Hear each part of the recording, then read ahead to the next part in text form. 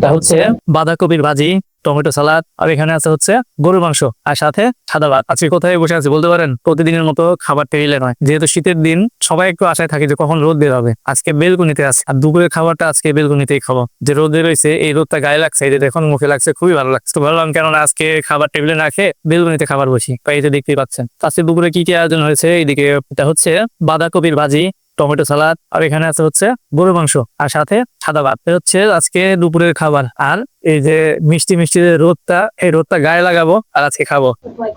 দাও আগে ভাজিলেই ভাজি দিয়ে স্টার্ট করি, আর সাথে টমেটো সালাদ দিও। আচ্ছা সাম বেশি হাত দিয়ে দিও দাও যাই তুমি শুরু করো। তো আমি আবার প্লেট নিচে রেখে খেতে পারি না। বিসমিল্লাহির রহমানির রহিম। ভালো স্বাদ হয়েছে, আমাদের সালাদটা ভালো লাগে।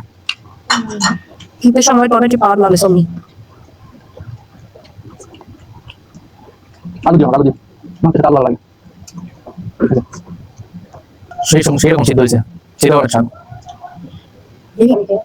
দেখো সিদ্ধ হয়েছে ভালো। গরুর মাংস আসলে সেভাবে সিদ্ধ না হলে ভালো লাগে না। নিজের হাতে রান্না বলে বলছি, আসলেই অনেক মজা হয়েছে।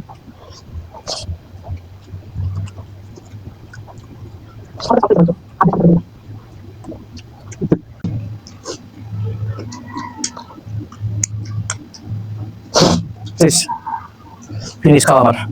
তোমার এখনো শেষ হয়নি। তাড়াতাড়ি খেতে পারি।